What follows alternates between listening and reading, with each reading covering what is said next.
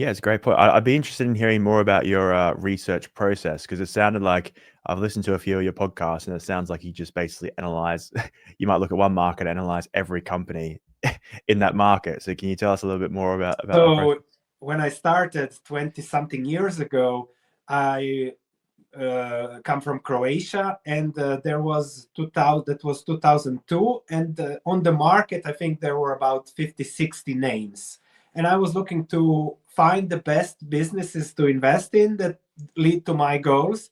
And from day one I simply looked at every business that was available on my local stock market, and since then I just keep doing that, look at every business one by one, because it's not just about finding something. Every time you look at the business, you learn something new about something else that might come in handy somewhere down the road in the future. So I really like to go through the lists. As Warren Buffett says, start with the A's, and then you simply start accumulating that knowledge that over time leads to good results.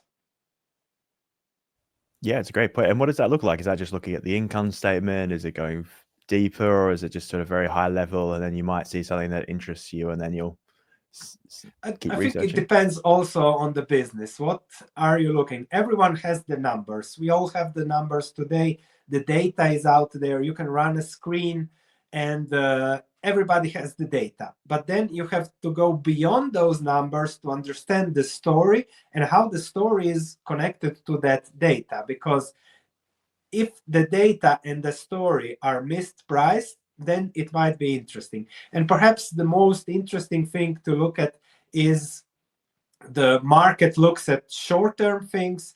And if you look 2-3 years ahead, then you can see mispricings because the market doesn't want to think 5 years ahead.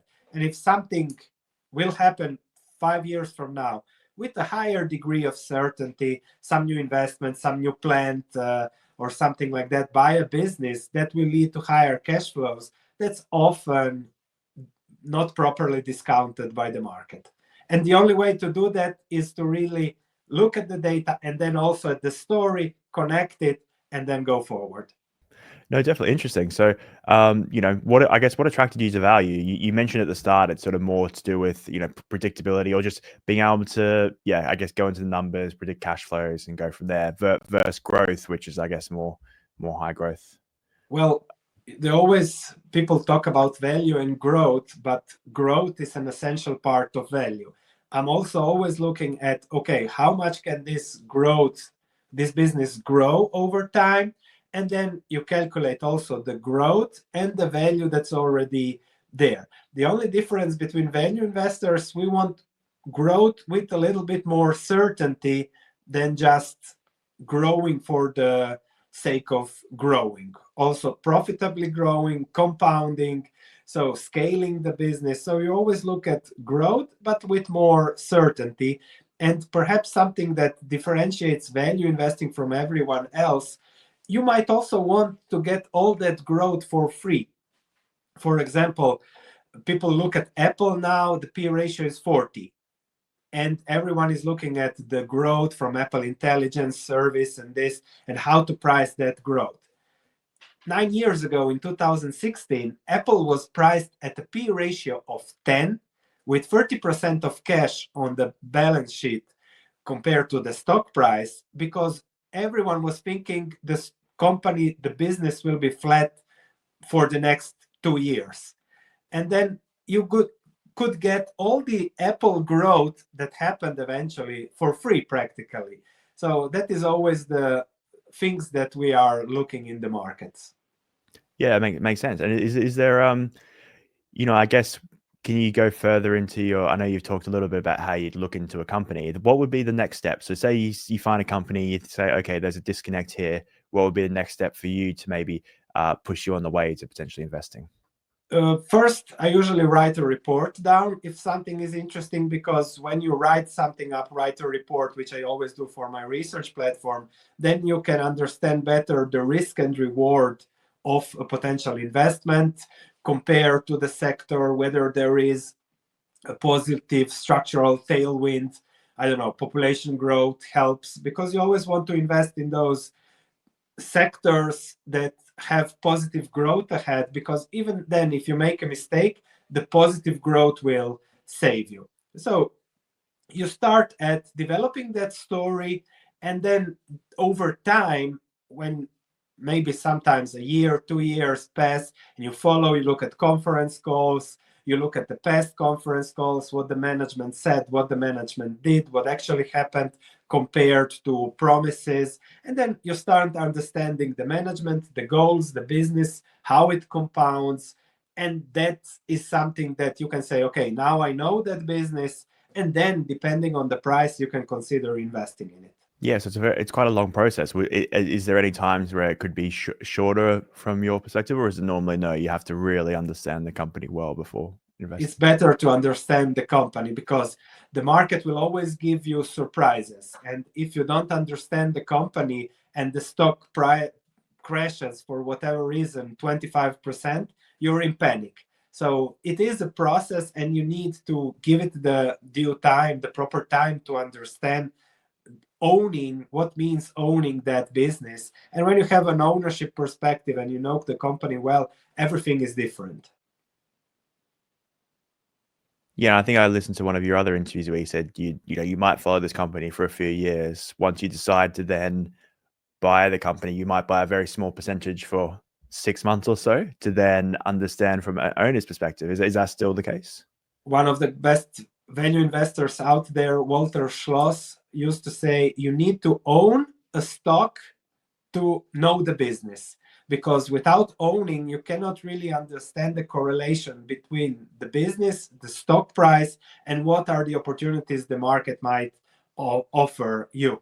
So I have a small diversified portfolio on my research platform where I own about 17 positions now. And whenever something starts to get interesting, I put it there and then follow it each quarter with news, with the quarterly earnings. And over the years, this knowledge about the business compounds. And then down the road, okay, now is the time to bet more. Now is the time to forget about this business. And the more you know about the business, the easier it makes to invest in it. Yeah, it's a great point. And what are the key things that I guess you're looking at businesses? I know you've talked about there's a catalyst, there's a disconnect. Is there any, I know Warren Buffett's classic for moats and, competitive advantages and all these other aspects. Do you have sort of key frame things that you're looking for in businesses? The more the merrier. Of course, everybody wants a business with a moat at a low price, scalability, growing at a certain rate, low competition. Everybody wants that, and we always look for that. Great management, assets, margin of safety, you name it. So we always look for something, but of course, perfection is hardly ever to be found, but we strive for it. And then you compare what you found with the price. And then if what you compared with compares well with the price, what you found compares well with the price, then it can be an interesting situation to invest in. It doesn't have to be always a beautiful business. Yeah, it's a great point. It's also about the valuation and what other people value it at.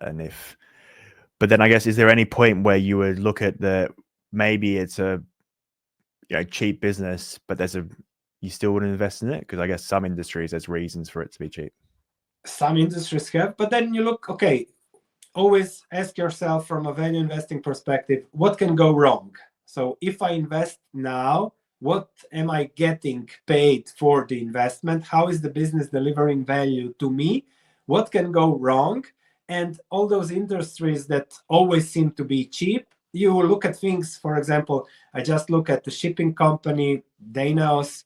It has a P ratio of 3 now and a 5% dividend yield. Everything looks good from a fundamental perspective. And then you look a little bit at history, and practically the company went bankrupt twice in the last 15 years. And then you understand, okay, that's why it is cheap, because that's a reoccurring risk with shipping. You have these cycles, and then you have to understand how these cycles work. But you never know. Maybe sometimes you look at something and you understand, okay, this is really a good time to do something, and then you might take some action.